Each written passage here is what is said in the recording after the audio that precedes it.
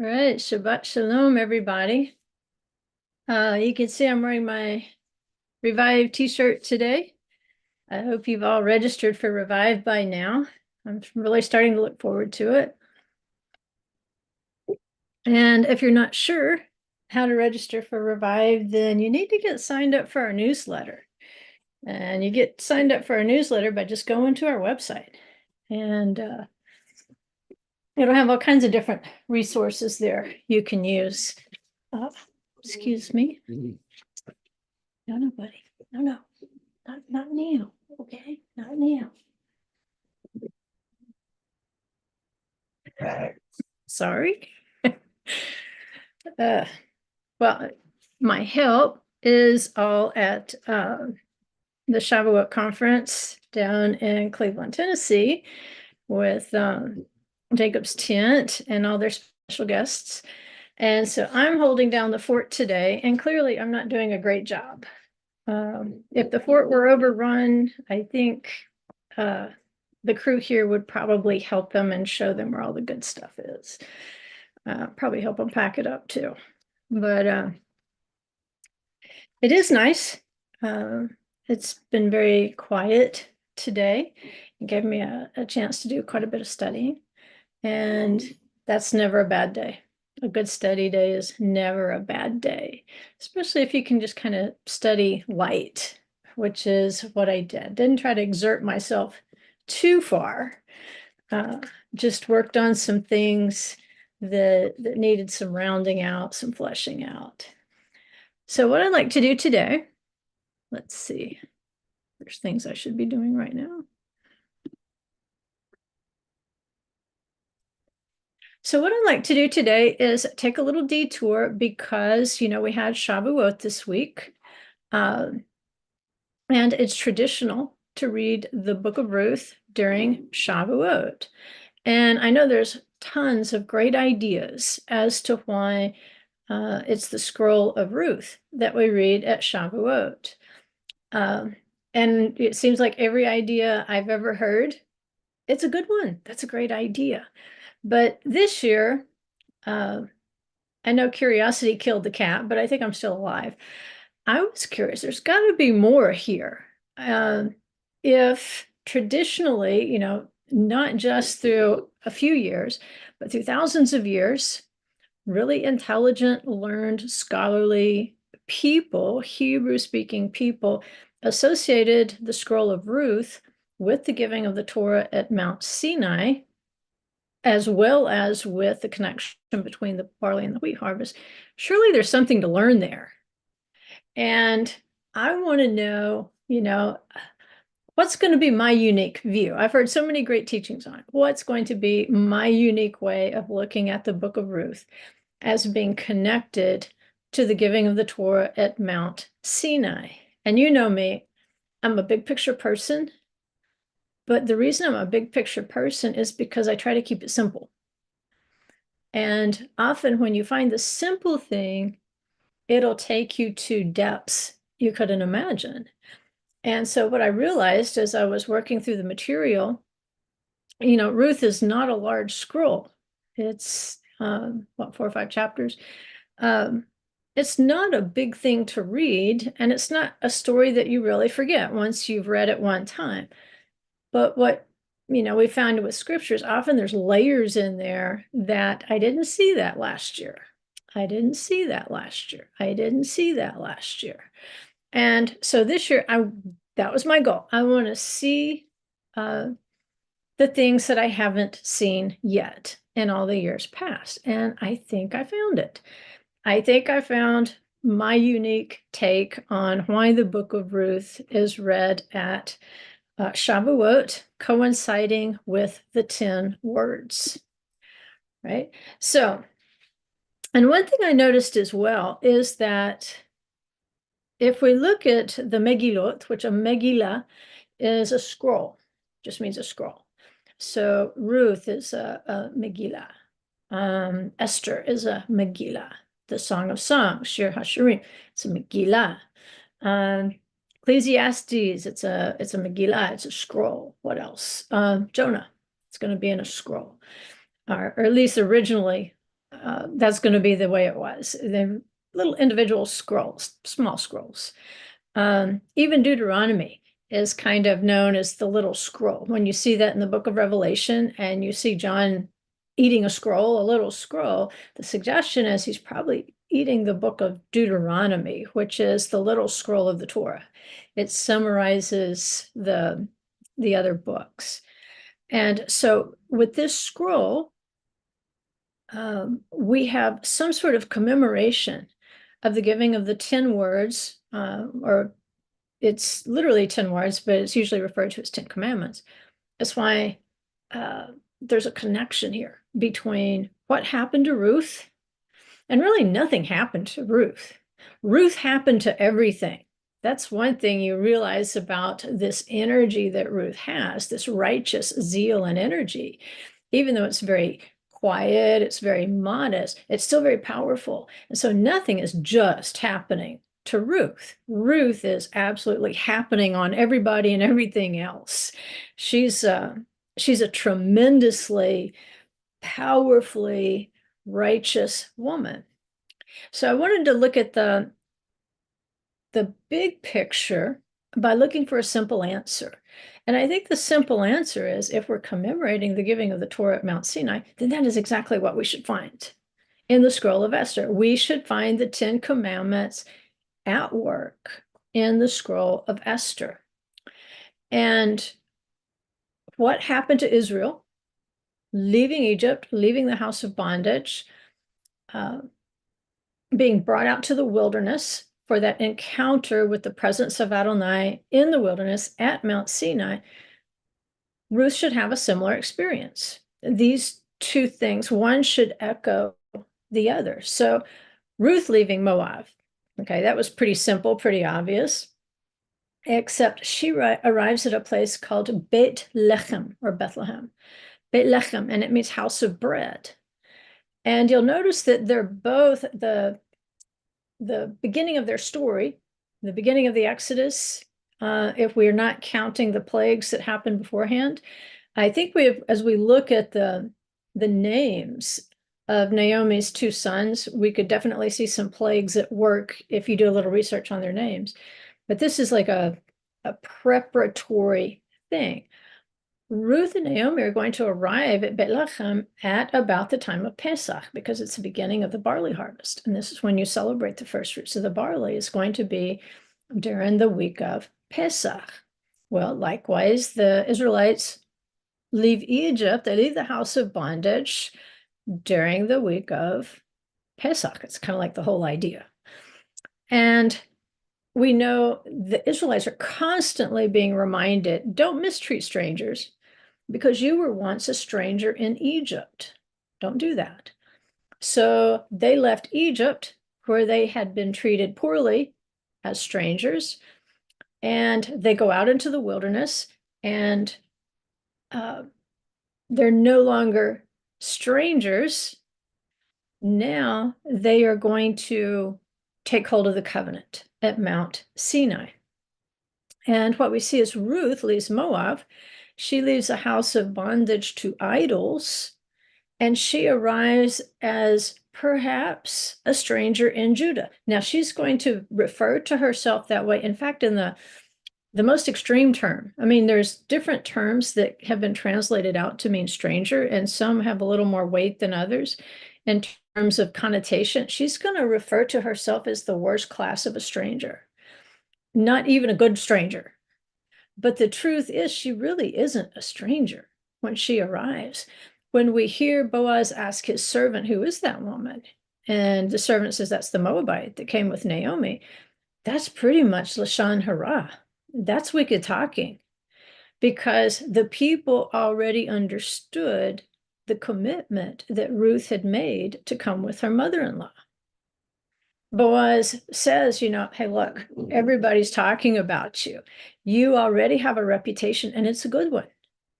And so to say she's the Moabite, that's a little catty. Oh, she's just a Moabite, And so that cattiness, Boaz doesn't fall for it. What he's falling for is the behavior that he sees. And that's what I want to do today as we work through the material. It'll probably take a couple of weeks. I perceive this as probably part one. I think there'll be a part two because we've got 10 commandments to work through in a little book like that. And there'll be layers where commandments overlap in what's happening. And then on top of that, I would like to take you to another level and talk to you about the 10 obligations of a bridegroom.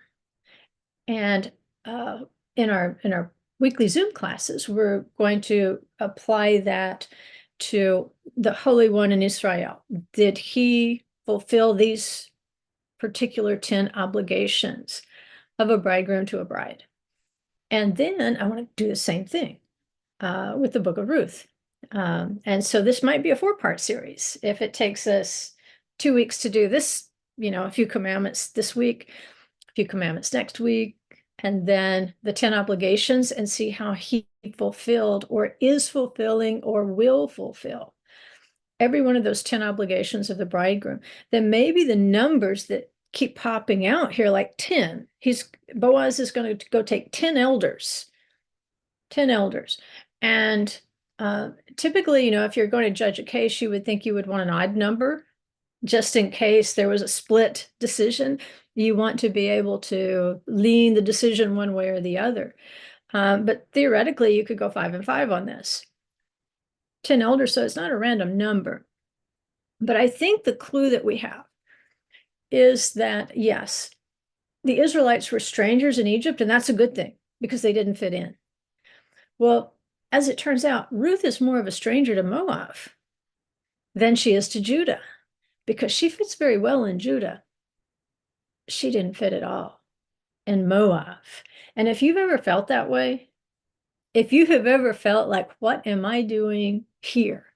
What am I doing surrounded by these people? They have no fear. They have no reverence of Adonai. They're not in the least bit interested in his word or what it says to do or what it says not to do. They're not the least bit interested in eternity.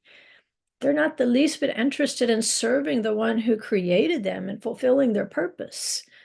And so, yeah, Ruth was a stranger, but not the way that Boaz's servant made her out to be. She was actually a stranger to the house that she came from, not to the house that she had come to. And that's the good news for us today. That's going to be our takeaway, even after I talk a few minutes. At the end of going through these commandments, I think you're going to be able to say to yourself, yeah, I'm a stranger. I'm a stranger. I get it. I don't fit here. And that's the greatest thing of all. I don't fit in. I don't want to serve their gods. I don't want to be in bondage to these elemental things of the world that the people around me are chasing. I want my covenant. I want my Shabbat. I want my feast days. I want my bridegroom. And I want my bridegroom to want me. I want him to notice me for the right reasons. So that's what we're going to do today. And I'll do something here so you can hopefully keep up. I'm not sure I'll keep up is the problem. We'll just call this a wedding of words. I thought of all kinds of titles. I thought, how about Ruth's Truth? And I thought, no, that sounds more like a steakhouse. So we'll just call it Wings, Ruth's Flight, and the actual title will be A Wedding of Words, A Wedding of Words. And we're going to work our way through 10 commandments to see if we can find those 10 words that seal the deal at Mount Sinai for the Israelites. If we can find these 10 words in the life of Ruth and Boaz, and maybe it will help us to understand how they sealed the deal there. So our working text is going to be Exodus 19:4. We know that the Israelites were brought to the wilderness to Mount Sinai to embrace that covenant, saying, we will do and we will hear.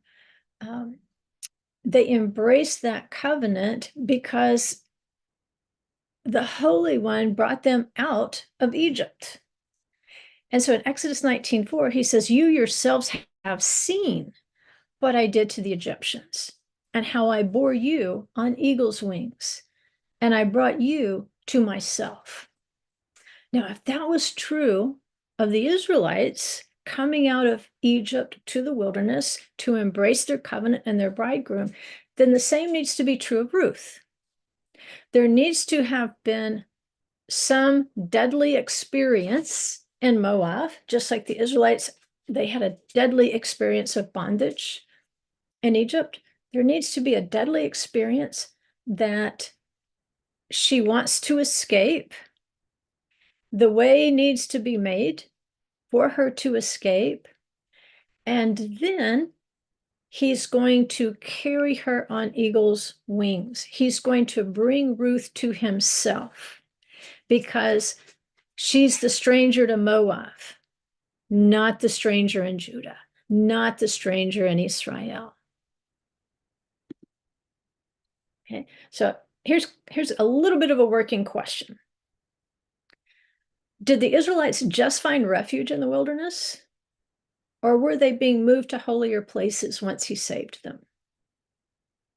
When Ruth comes to Bethlehem, did she just find refuge from grief over her lost husband? Or did she experience a movement to a holier place? And you know, my favorite answer is always yes. Yes. There's an interesting, since we're talking about wings, there's an interesting passage in Zechariah 8:23, which has a lot to say about the end of days when the regathering will occur. And it says, thus says the Lord of hosts, in those days, 10 men, 10 men, remember, numbers aren't idle, they symbolize things. 10 men from all the nations will grasp the garment, and that word there is kanaf, which means a wing. They will grasp the garment of a Jew, saying, let us go with you, for we have heard that God is with you. So in a smaller way, this one woman is kind of the equivalent of 10 men. In Zechariah, at the end of days, these 10 men, and 10 can be a representative number, by the way. It's the minimum number of a congregation. It represents a whole. And so at the end of days, there will be a recognition that there's something in the wing, in the kanaf of a Jew. And of course, we know the kanaf is the corner, it's the border of the talit, of the prayer shawl, of the prayer garment of a Jewish male. So there's this acknowledgement of the wing. Let us take hold of your wing. It was the eagle's wings that brought the Israelites out into the wilderness to Mount Sinai. And again, wing is kanaf. That's a good Hebrew word for you to learn if you don't know it. Kanaf. In fact, there's a four-cornered garment you might have seen Jewish males wearing. Sometimes they'll wear it under their shirt. Sometimes they'll wear it over. And it's like a long rectangular garment with a neck hole cut out of it. And then, of course, the tzitzit are tied on the corners. And those are sometimes referred to as kanfot, which is plural. And it can mean corners or wings. So they're wearing their wings. They're wearing their corners. Right. And if you've got like the full talit, sometimes as you see the males preparing for prayer, you'll see them symbolically wrap themselves in the wings of their prayer garment. So if there's wings carrying the Israelites from Egypt to Mount Sinai, and we read about these wings in the millennial reign, when all things are being restored, then let's see if we can find them in the book of Ruth, because she might be representing those 10 men from the nations. She might be a model that we could go by. In Ruth 2:12, Boaz greets her. He realizes how hard she's working, and he says to her, may the Lord reward your work and your wages be full from the Lord, the God of Israel, under whose wings, kanaf, you have come to seek refuge. There's our wings. And then in a little more intimate scene of Ruth 3:9, remember, she goes to the threshing floor. Naomi's coaching her what to do. And she lies down while it's dark after he's gone to sleep. And she's lying there at his feet. And there's a lot going on with the feet, by the way. I don't know if you were around when we did some studies on the temple, but it's understood that the throne of Adonai is situated in such a way that his feet rest on the Temple Mount, at least in spiritual realms. So seeking after the feet of Boaz is like seeking after the feet of the Holy One. Just like the woman who was washing Yeshua's feet with her tears, seeking his feet, the place where heaven and earth meet, where the spiritual and the natural can be married in purity. Right now they're separated because the natural earth is not yet purified. It will be purified to the point that Jerusalem can once again descend, and the Temple Mount and the temple above can be married once again. So there's a lot of heavy symbolism in uncovering the feet. So when Boaz realizes there's somebody here besides me, he says, "Who are you?" And she answered, "I am Ruth, your maid. So spread your covering, your kanaf, your wing, over your maid, for you are a close relative." So there's two examples of Ruth seeking the wings.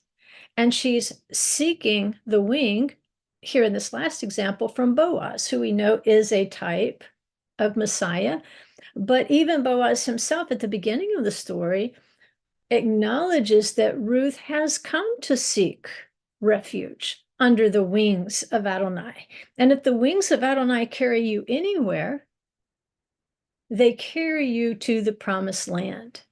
They carry you to places of intimacy. They carry you to a place where you can say, like the Israelites, "We will do and we will hear. We want to enter into a covenant so that we can be in your presence forever. We want the holier spaces of your presence." They were saved when they left Egypt. But when you seek the holier spaces and the holier places of intimacy, when you seek to reunite in that garden experience, then you will continue to progress and to seek. And, the greatest advice ever is get out of the place you were in that caused you to sin. Get out of there. Get out of Egypt. Get out of Moab. Go to a new place. Find the people who are keeping the commandments that you're trying to join yourself to. So with this, we're going to go into what I call just another bridal song, because the scrolls of Ruth, the Song of Songs, and Esther, these three scrolls have a lot to teach us about the bridal song. Okay, so we're going to fast forward through the Song of Songs part of it and take a look here at Ruth as part of the bridal song. And just a summary verse for that would be Ruth 4:13. It says, "So Boaz took Ruth, and she became his wife, and he went into her. And the Lord enabled her to conceive, and she gave birth to a son." And we know that Obed was the father of Jesse, was the father of David. So that bloodline was established there with one who was a stranger, the key being she was a stranger to idol worshipers. She was a stranger to Moab. And in that sense, she was not a foreigner. She was not a stranger at all to Boaz. Right? So that's what we're chasing down right here. And in this passage, which is out of the Song of Songs, and we call it Song of Songs or Shir HaShirim, I call that the bridal neighborhood, because the bulk of the bridal passages in the Old Testament, in the Tanakh, they're found right there in the Song of Songs, chapter 4 and the first verse of chapter 5. And the bride is told, "You have made my heart beat faster, my sister, my bride. You have made my heart beat faster with a single glance of your eyes, with a single strand of your necklace." And so as we parse that out previously, what we saw is that there's two eyes here, enaim, your body parts. If there's two of them, then you'll hear that im on the end, like oznaim for ears, enaim for eyes, yadayim for hands, reglaim for your feet. And so there's two eyes here, but it's a single glance. They're looking in the same direction. In other words, you don't have one eye looking that way and one eye looking that way. That's what happens when we're double-minded. You know, we got one eye over here on the commandments and then one eye over here on the dance floor or wherever it is, at the bar or wherever it is you might sin or transgress. And you really can't do that because, you know, it's kind of like hitching a donkey to an ox. It's just not going to work in the long run. Both your eyes need to be aimed in the same direction. And so it's a unified glance. And the clue is like, where is this glance coming from? Anak is the word for strand, for a single strand of your necklace. Anak is a giant. You remember the Anakim? So Anak is a giant, and it's understood that Moses was the giant of that generation. When Israel went out to Mount Sinai to meet her bridegroom there, and she received the 10 words, and what did she say? We will do. There's one glance. And we will hear. There's another glance. It's two statements, but really with a unified way of looking at it. We will do and we will hear. We're going to learn. We'll hear, we'll learn what you say, and then we will do it. So hearing in a Hebraic sense is obeying. Studying, learning, and obeying, all one thing, even though it's a two-step process. So with that single glance of her eyes, she's viewing the Holy One, again, through this lens of the Anak, or the giant of their generation, who was Moses. He's the one who stood out. He's the one that Adonai was willing to start all over with, wipe the rest of them out, because Moses was such a spiritual giant. But the thing about Moses is he interceded for others. And eventually the Torah itself came to be called Moses. So this beautiful glance of the bride's eyes, it's through this fresh spring, because ayin, the eye, it also means a spring, a fresh spring, like a well that's constantly getting fresh water. And the source of that fresh water, it's the Torah, it's Messiah, it's Yeshua. And, you know, how is it like, how do you locate the well? Well, you go back to Moses, the giant of his generation. And if you will look at the Father with those eyes, with the eyes of obedience, the clear eyes, that clear water of the Torah, then you're making his heart beat faster. That's what he loves. And so that kind of predicates and helps us to understand the interaction here between Boaz and Ruth. Because what's going to stand out about her? She's Torah observant already. She's come from Moab. She's come from a nation founded on incest. And this woman who shows up is pure in every way. She has pure eyes, pure glances. She is clear-eyed about the Torah. And the things that she's doing, we don't have time to go into it now, but the way that she's conducting herself in the field shows that she knows even the minute details of the rules about gleaning. She's not out there just willy-nilly picking stuff up. There's actually rules about how you do that. And Boaz can see, she knows the rules. Somebody has coached her. And she's obeying. she's being even more scrupulous maybe than some of these others. But this is how the bride is going to glance at the bridegroom. This is what he's going to notice about her. Now, traditionally, this is also looked at in two ways. And again, it's attributed to the women. We know Ruth is going to shift something, and I'll point out what shifted in the book of Ruth in terms of this template, which will be really encouraging to women. But to preface that, there's two times that the women of Israel were considered exemplary in their purity. The first was when the Israelites were told to prepare for the encounter at Sinai, and they had 3 days. And it takes women a little longer to be prepared for ritual readiness than it does for men.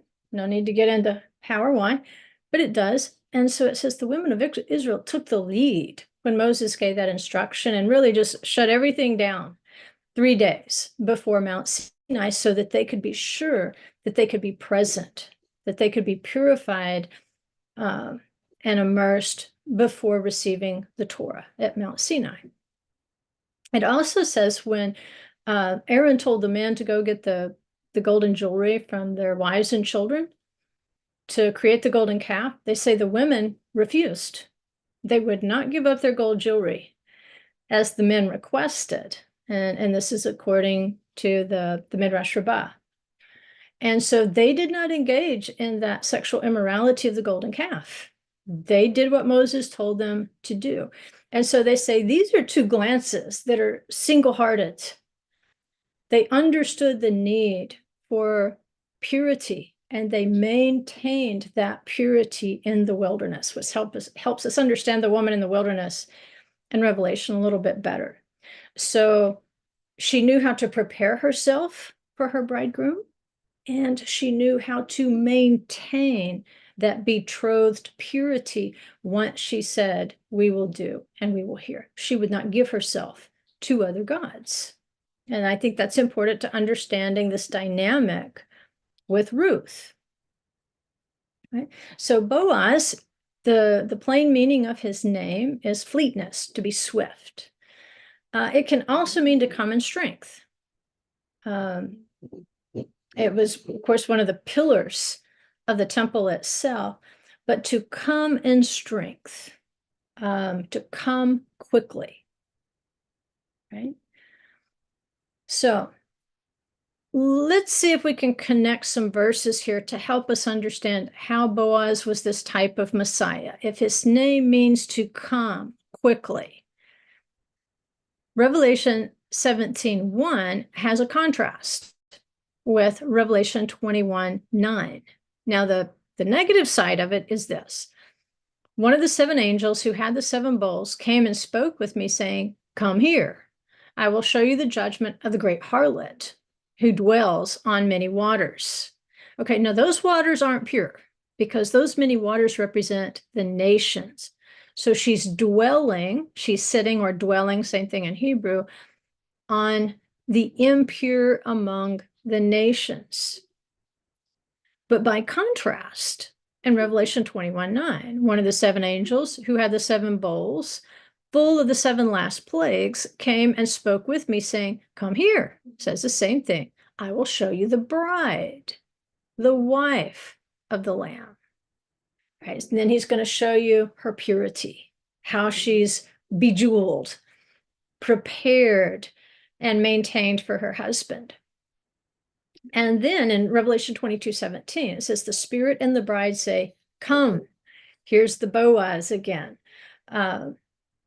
Not only is Boaz beckoning Ruth to come to him, but the bride is also saying, come, because it says the Spirit and the bride. Well, the Spirit is in the bride, and therefore they both say, come. And let the one who hears say, come. And what did they say? We will do and we will hear at Mount Sinai. And so if you heard, it meant you obeyed. If you heard and you obeyed, and the Spirit is in you, the Spirit of the Torah is in you, you say, come, my bridegroom, come. And it says, let the one who is thirsty come. Let the one who wishes take the water of life without cost. And so what does Boaz supply to Ruth? Once he notices her, he tells her to come to the table. He says, have something to eat. Have something to drink. If you're thirsty, come. There's no charge. No charge at all. So this is something to build upon, right?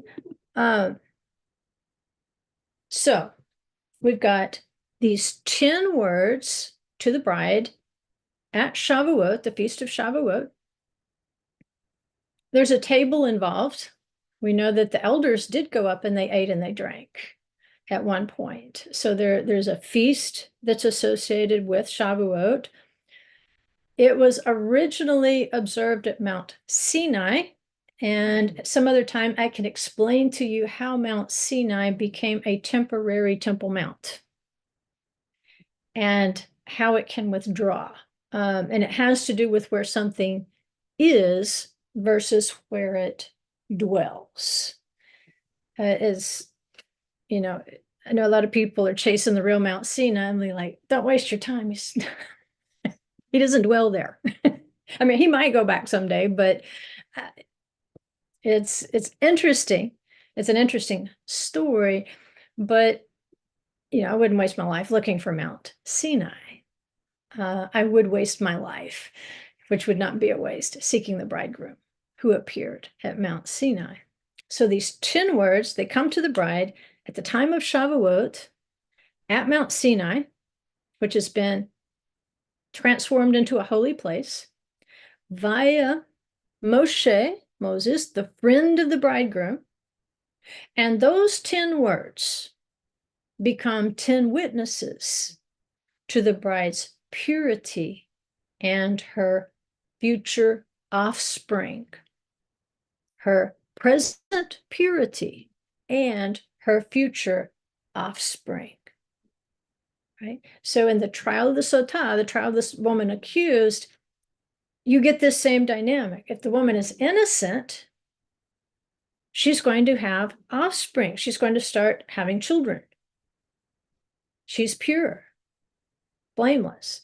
But the woman who committed adultery, she's going to begin to waste away. Right? So the sign, it involves the children. Right? And in Revelation, in the message to Thyatira, those who are following the teaching of the Jezebel woman, it says not only will they be thrown onto the bed of sickness and start wasting away, he says, I'll also afflict her children with pestilence. The same punishment will be rendered to any offspring that she has, because why? They resemble her. Right? They're from their mother's house in that sense. And if that lost you, that's okay. That's not really the point today. All right, so let's look at some passages in Ruth that will help us to understand that crazy sentence that I just said to you about the 10 words becoming 10 witnesses to the bride's purity and her offspring. So here's just kind of jumbled together out of chapter 3. It says, Boaz, it says, for all my people in the city know that you are a woman of excellence. They know you're a woman of valor. And so he took 10 men of the elders of the city. Remember, we're going to get 10 words here, just like the 10 words represent the 10 commandments. He took 10 men of the elders of the city and said, sit down here. So they sat down. And that's in chapter 4. Then Boaz said to the elders and all the people, you are witnesses today.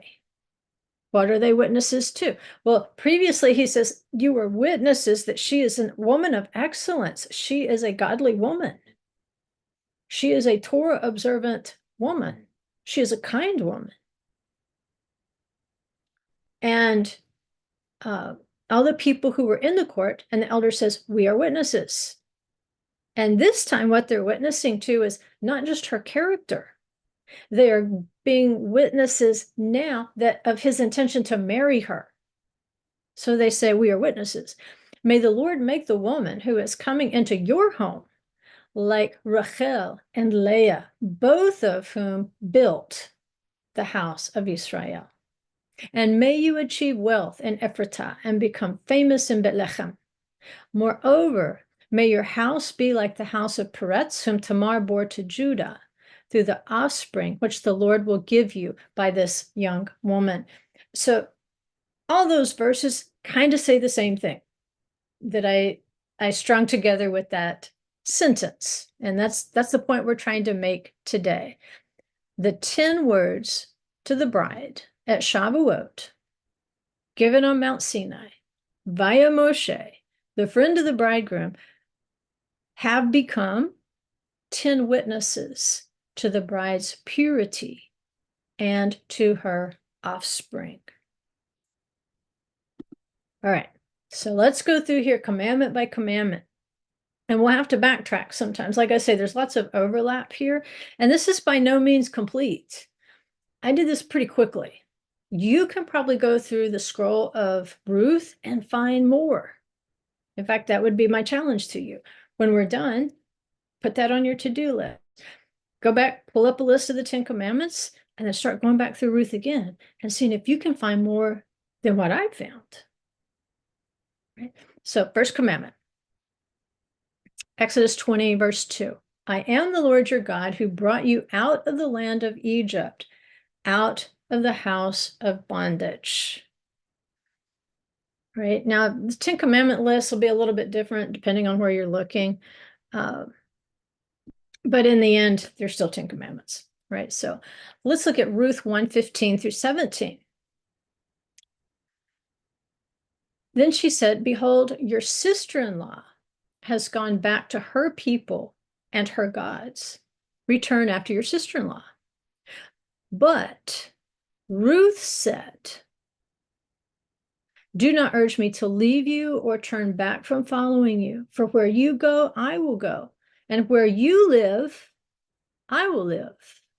Your people shall be my people, and your God, my God.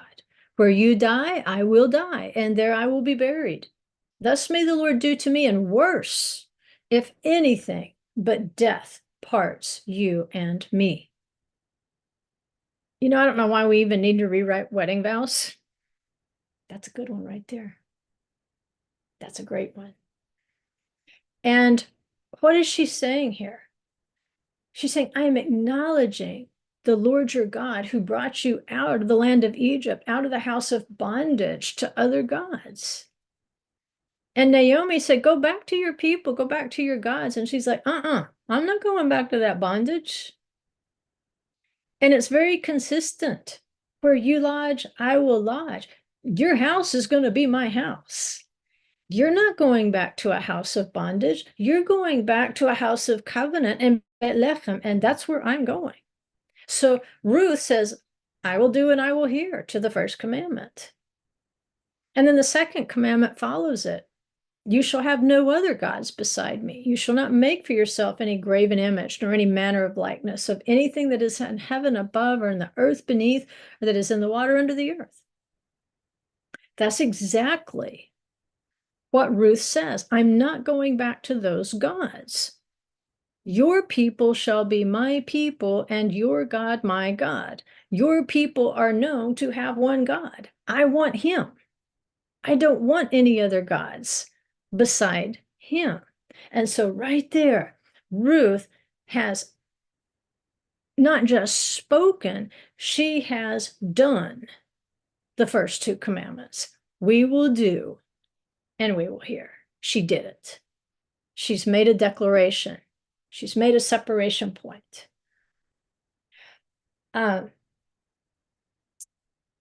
This phrase, you shall have no other gods beside me. There's going to be a phrase that pops up in scripture from time to time that kind of references that, commandment to have no other gods. One of them is Deuteronomy 8:3. It says, he humbled you and let you be hungry and fed you with manna, which you did not know, nor did your fathers know, that he might make you understand that man does not live by bread alone, but man lives by everything that proceeds out of the mouth of the Lord. Right, so the manna here, remember, Naomi has brought her back to the house of bread, Betlechem. And now Ruth, she's been feeding with Naomi on a bread which she did not know before until she met this family. And now she's in Bethlehem and she's surrounded by food that she has never known before, nor did her fathers know. And so this is to help her understand you don't live by just natural bread. You live by the word that comes out of Adonai's mouth. And this is exactly what Ruth is doing. She is living by his word. Every word that has come out of his mouth that she understands, she's doing. She's learning, she's hearing, and she's doing something her fathers didn't know. And there's other places in scripture you can do a word search and find them. I just found one example in Daniel 11:38 in a negative sense. It says, instead, he will honor a God of fortresses, a God whom his fathers did not know. He will honor him with gold, silver, costly stones, and treasures. That is a negative example, but that'll indicate a new thing, something that was not known before. So in Ruth's case, it's a good thing. In the case of Daniel, of course, it's going to be a very bad thing. But when you see that phrase that your fathers did not know, that should be a signal that something really good or something really bad is happening. And this is what happened. Naomi has begun to mentor Ruth in the precepts of the Torah, which her fathers did not know because they served other gods. And so while Ruth is sustaining Naomi with physical bread, Naomi is instructing her in, I have to do it, banana bread. So sorry, I know. You just moaned really big when I did that. Manna bread. And remember, it's the true food. This bread is the true food. And then she goes into Boaz's field, and Boaz is going to tell her not only where to get the food, he's going to tell her where to get the water. He's going to acknowledge that she has kept the first two commandments, that she has left her gods, and there is no other God before him now. He says, and I get that because even your fathers didn't do this because you have come to a people you did not previously know. So let's read it. Ruth 2, 8 through 11. Boaz said to Ruth, listen carefully, my daughter. What are we told? Shema Yisrael. Shema Yisrael. And so he says, listen carefully, my daughter. Do not go to glean in another field. Don't get your food somewhere else. Furthermore, do not go from this one, but stay here with my maids, my young women. When you see young men or young women in biblical passages, something prophetic is happening. Remember, Abraham took his young men. There's a pattern there. Abigail went with her young women.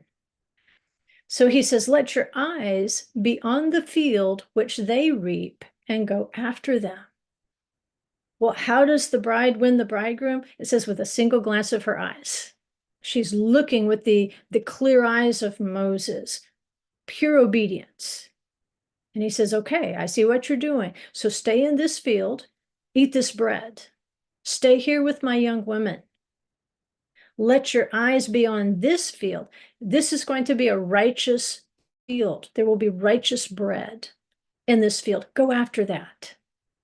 Indeed, I have commanded the servants not to touch you. When you are thirsty, go to the water jars and drink from what the servants draw.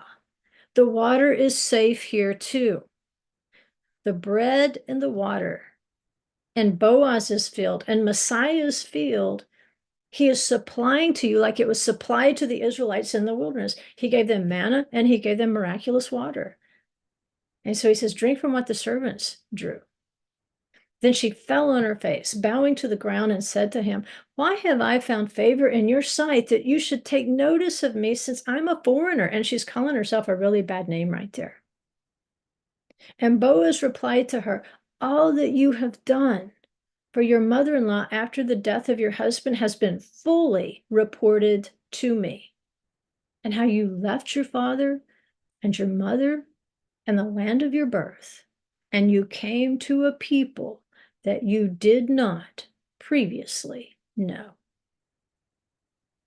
So do you see how the Deuteronomy 8:3 part of the Torah, he acknowledges that this is now resting on Ruth, that she is seeking the manna bread, that she is seeking the miraculous water of Boaz. And she doesn't think much of herself because of where she came from. And Boaz won't let her get away with it. He says, "No, no, no, no, young lady. I know more about you than you think I do.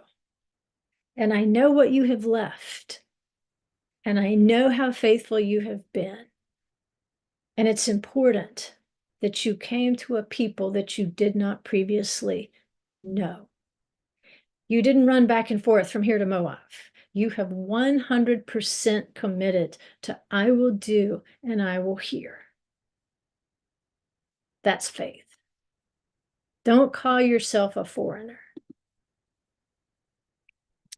So the third commandment says, "You shall not take the name of the Lord your God in vain, for the Lord will not hold him guiltless that takes his name in vain." And this has to do with swearing, not just in a court case, but it's important, that if you're going to swear to something before a court, that it be a truthful oath that you take, whether it's in or out of court. Well, in the very beginning chapter, we hear Ruth take an oath. She says, "Where you die, I will die, and there I will be buried. Thus may the Lord do to me and worse, if anything but death parts you and me." I mean, right here we can see what the whole story is about. It's about a wedding. Till death do us part, Naomi. Till death do us part with your Adonai, with your Elohim, with your Yod He Vav He. I will not leave him. It'll have to be death that parts us. And even then. But she says, "Where you die, I will die. Nothing's going to be different. And if this is not true, then may the Lord take vengeance upon me for taking his name, Yod He Vav He, in vain." But we know that she kept her word. And then in Ruth 4, again, goes back to Boaz witnessing before the court that he wants to take Ruth as his wife. And Boaz said to the elders and all the people, "You are witnesses today that I have bought from the hand of Naomi all that belonged to Elimelech and all that belonged to Chilion and Machlon. Moreover, I have acquired Ruth, the Moabitess, the widow of Machlon, to be my wife, in order to raise up the name of the deceased on his inheritance, so that the name of the deceased will not be cut off from his brothers or from the court of his birthplace. You are witnesses today." All the people who were in the court and the elders said, "We are witnesses." Wow. All right. And you know what? Everything that was said in that court was 100% true. 100% true. The name Yod He Vav He was not taken in vain in that court. Still, Ruth and Boaz together, they are fulfilling the third commandment.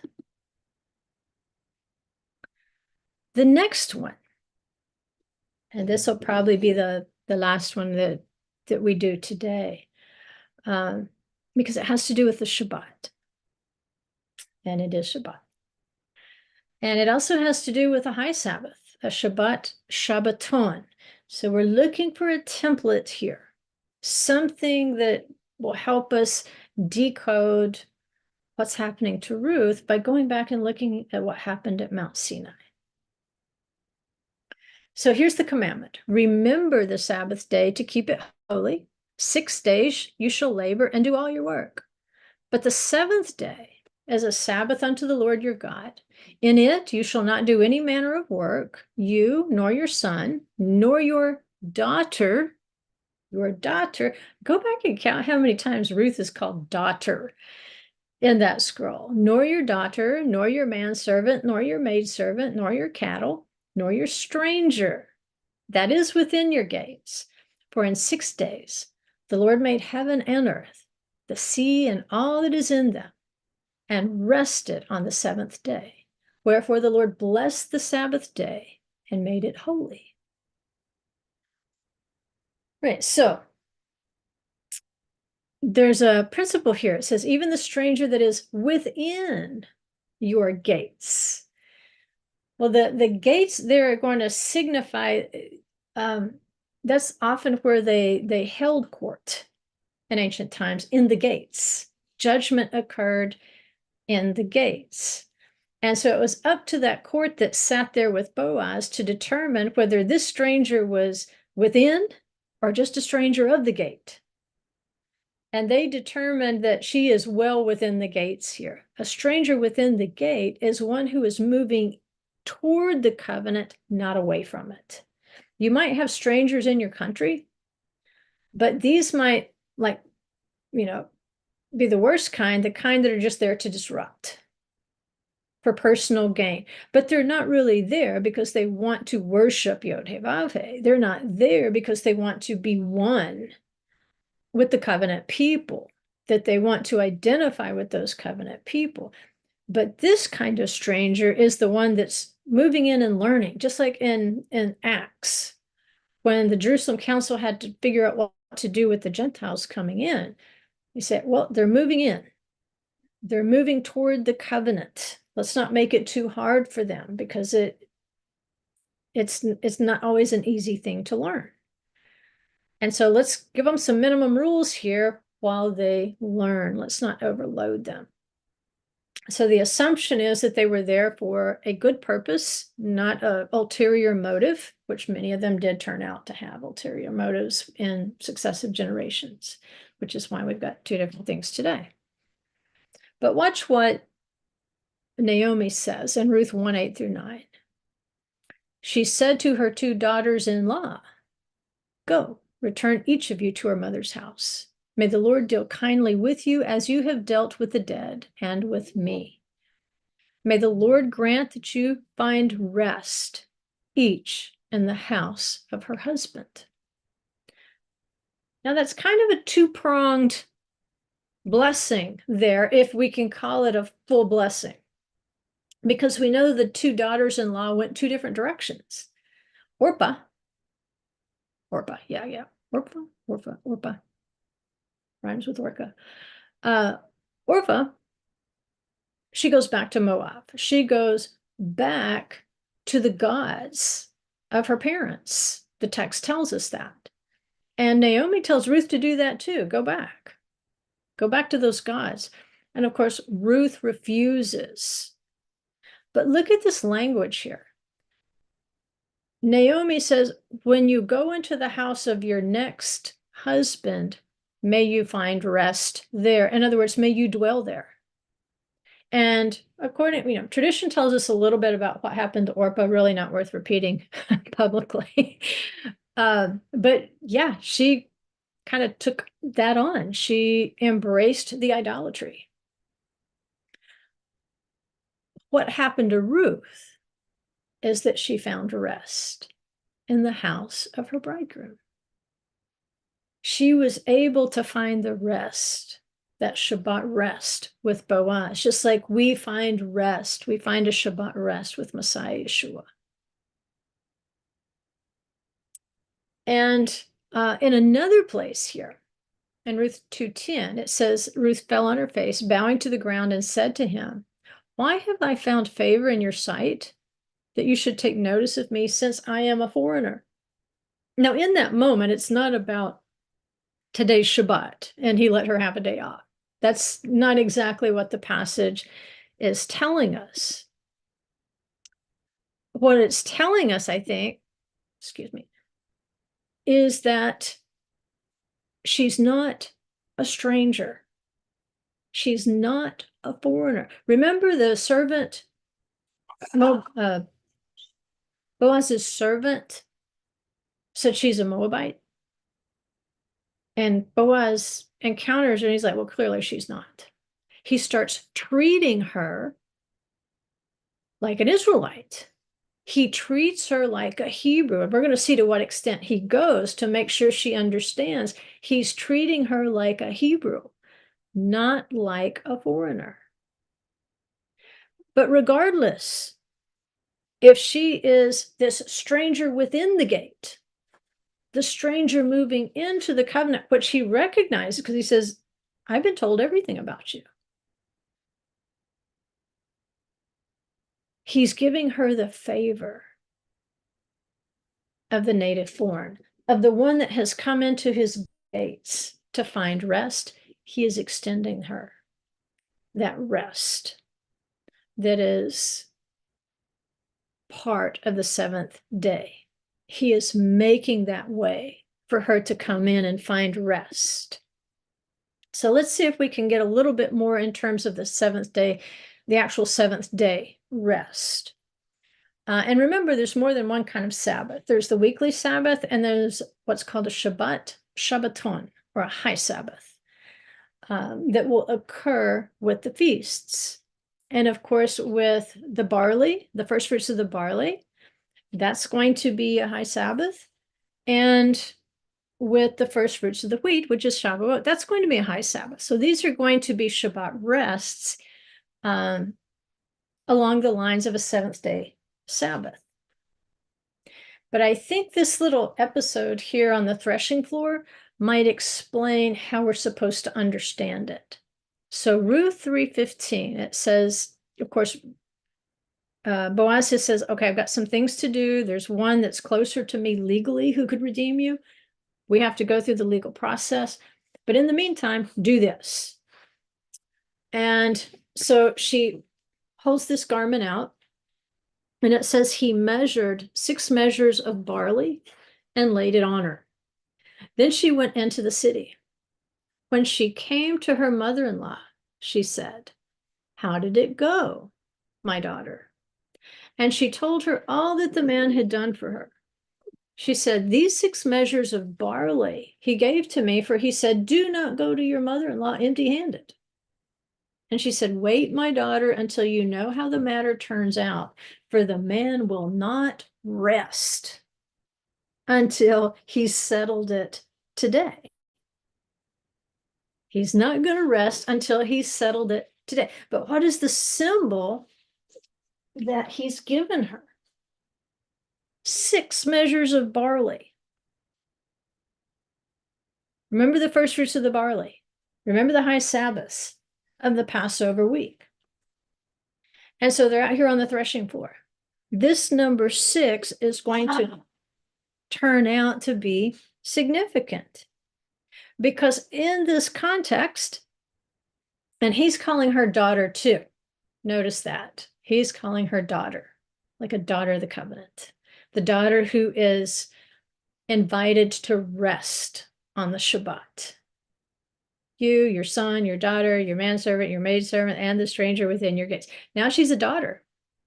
He's not calling her a foreigner like she's calling herself. He's calling her a daughter.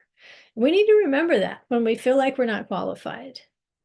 When we're sitting around moaning and groaning and feeling like a foreigner, Yeshua is saying, daughter, or son, I guess if you're a dude, daughter, look, pay attention here. And so he says, don't go to your mother-in-law empty-handed. And so he picks the number 6, 6 measures. And Naomi understands it.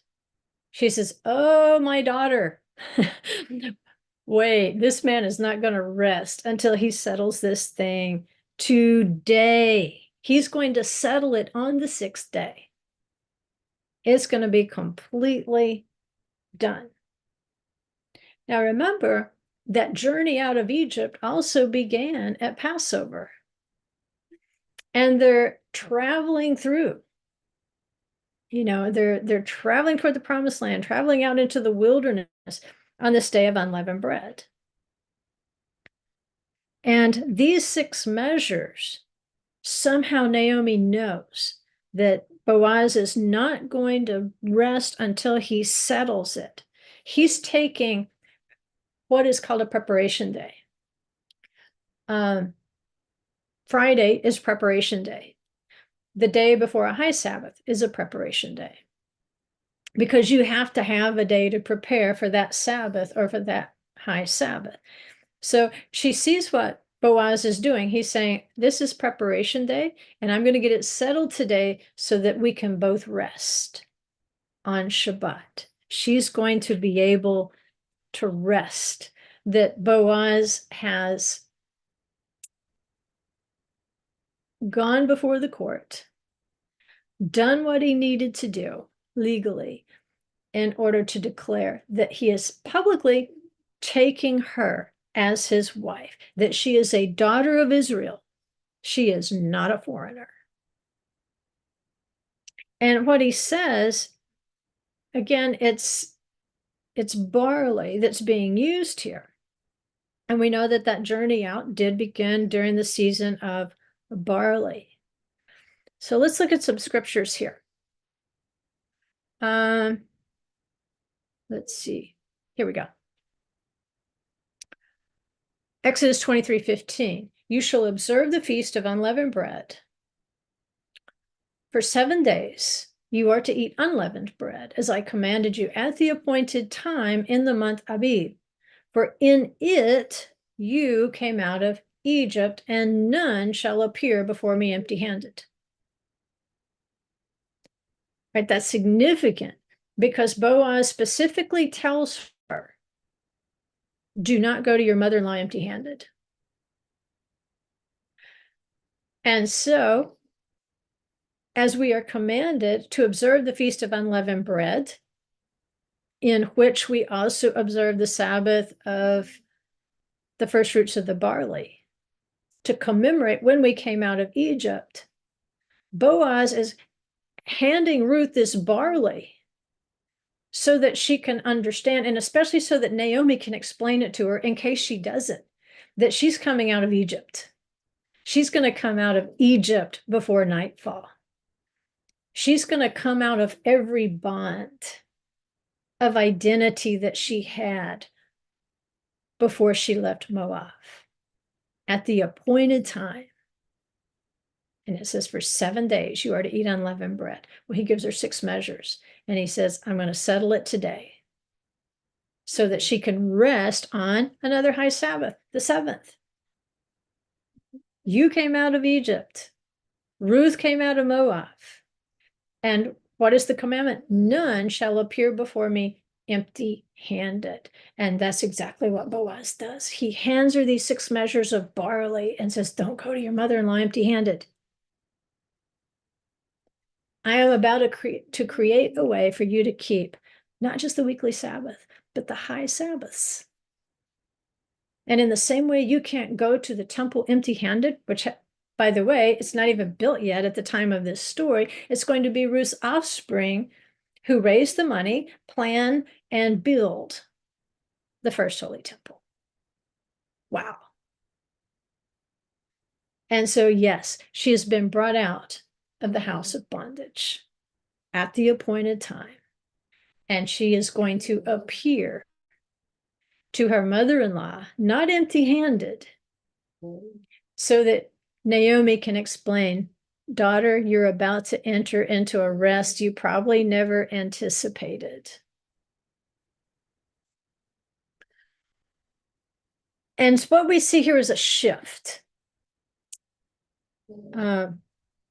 We know at Mount Sinai, Moses was the friend of the bridegroom. He's the one who brought the Israelites out to meet their bridegroom. He was like the matchmaker. And then as the services of the Mishkan were instituted, it was the priesthood, the Kohanim. They function like friends of the bridegroom. They're matchmaking. They're bringing the people closer to the presence by the services. And so by saying, don't go to your mother-in-law empty-handed, now we see Naomi playing the role of Moses as matchmaker, playing the role of the priesthood as matchmaker, explaining to Ruth how to prepare for her husband, the things to do, the things to say, and then explaining the bridegroom's behavior and words back to Ruth. Remember, Moses had to kind of go back and forth between Adonai and the people to explain things? Naomi's doing the same thing. She's functioning in that role. And this empty-handed phrase, it appears also in Deuteronomy 15:13, and it's a unique rule to a Hebrew indentured servant who's been set free from bondage. Remember, they could serve 6 years, and then they had to be set free in the 7th. They had to be set free in the 7th. They had to be set free in the 7th. Boaz gives Ruth 6 measures of barley, 6 measures of what was understood to be animal food. But in the 7th, she's going to get wheat. She's going to get the finest of wheat. He's not going to send her away empty-handed. She is a Hebrew servant set free from bondage, not a Moabite. Not a Moabite. And so when you send that servant out free, you load them down with the best of your house. So Ruth will quit thinking of herself as a foreigner and begin to think of herself as a Hebrew, as an Israelite, as a bride. Deuteronomy 16:16 says, 3 times in a year, all your males shall appear before the Lord your God in the place which he chooses, at the feast of unleavened bread, which we just read, and now at the Feast of Weeks, which they're about to arrive at, and at the Feast of Sukkot. And they shall not appear before the Lord empty-handed. So when you appear before him on those high Sabbaths, you have to remember the Sabbath day to keep it holy. You have to remember that he's brought you out of the house of bondage. And so everything happening to Ruth, because of Ruth, for Ruth, it's fulfilling these 10 words. It's a wedding of words that's occurring right here in front of our eyes. It says she fell on her face, bowing to the ground. What do you do in the temple? What do you do in the Mishkan? You fall on your face. There's certain times when you would just fall on your face. She says, why have I found favor in your sight that you should take notice of me since I'm a foreigner?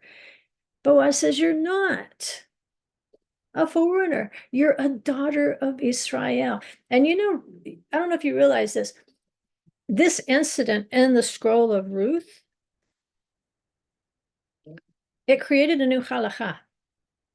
Because up to that time, they thought because of the instructions in the Torah that it was not lawful to take a Moabite in marriage.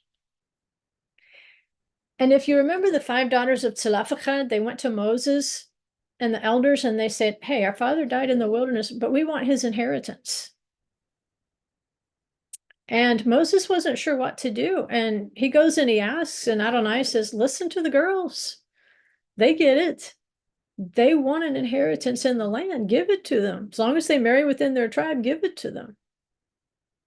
It changed the way that the halakha was perceived in inheritance rights.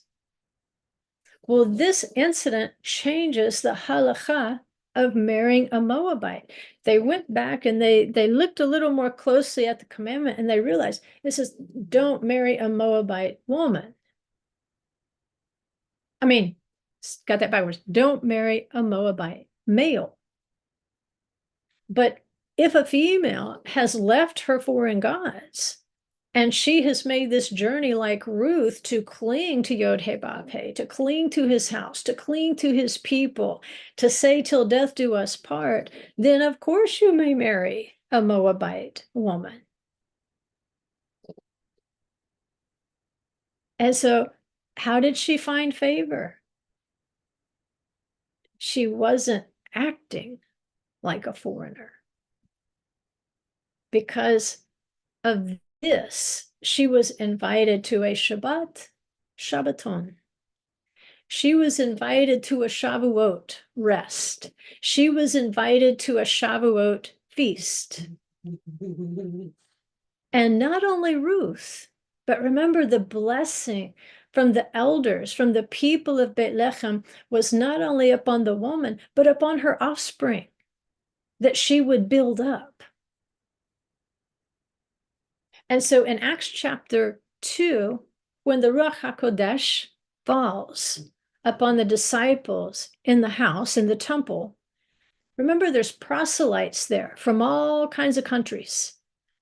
And again, these are strangers, but they're moving in. They're headed in toward the covenant. We don't know what stage of conversion, quote unquote, conversion they're in, because it wasn't really that formal a process back then, as like it is today. But they're moving in. They're seeking the Holy One of Israel. And they know enough about him that they know to come to the holy feast, to the Shabbaton.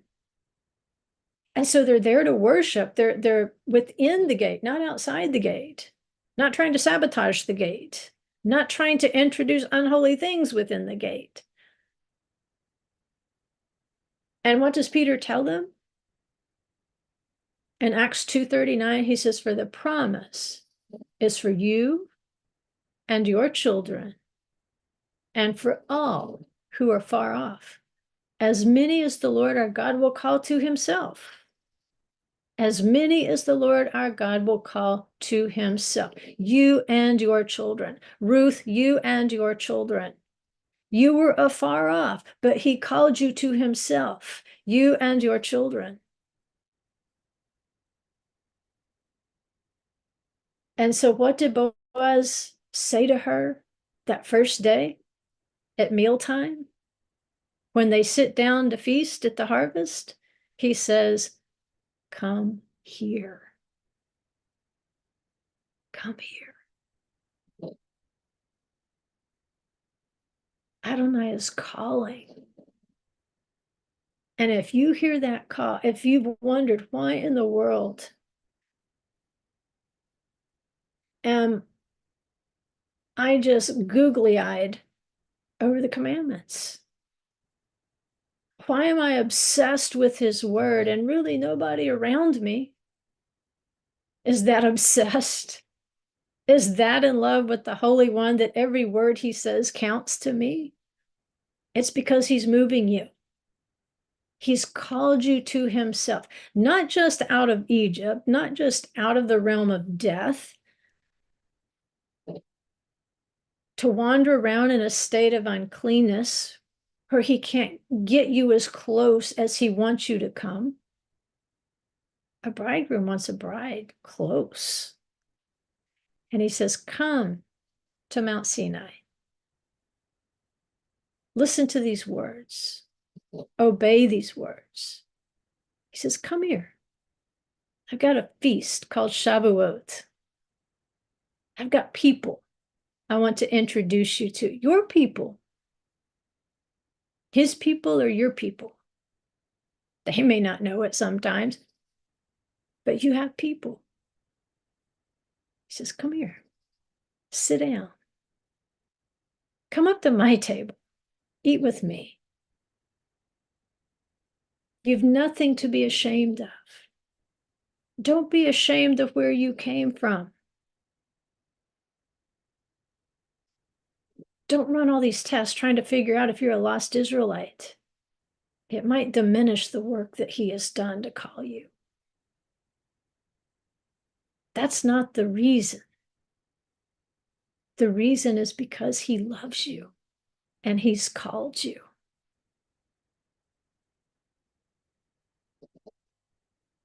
And that's all you have to do. is say what Ruth said, till death do us part. And you will find out not only has he saved you from the realm of death, but he is calling you up to holier places to dwell in his presence.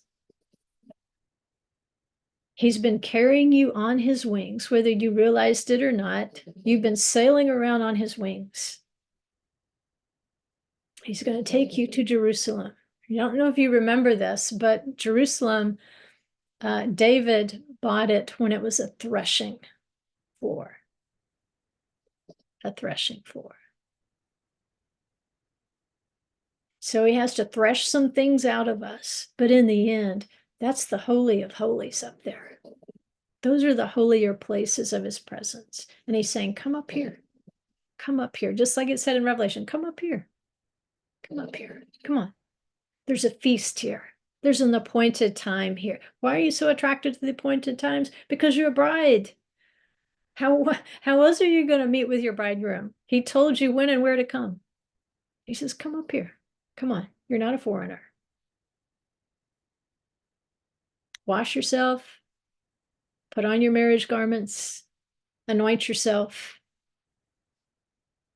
And walk in the instructions as you understand them. Walk in the instructions. And he will know by your glance that your heart is pure, no matter how you feel about yourself. He will know that that glance is fresh water because you're looking at him with Moses' eyes. You're looking at him with wedding words. And that's what he's waiting for. That's how he'll notice you. When he sees you not just talking wedding words, but like Ruth, when he sees you doing wedding words, doing the wedding words.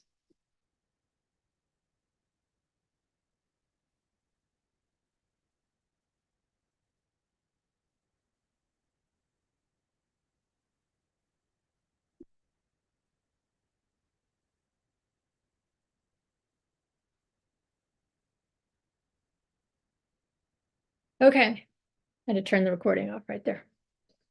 Oh, I hope that's an encouragement to you about Ruth. And I hope you'll come back next week. And I'm thinking we're going to have an early session next week. If I'm not mistaken, I think I'm teaching next week at the Olive Branch, which means it would hit about 1:15, 1:30 Eastern time.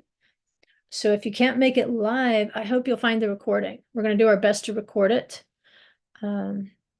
Sometimes the Wi-Fi is not so, the hotspot's not so hot, but we're going to do our best to get a backup plan in place so that you can get part 2 of this and you can see how the rest of the commandments stack up.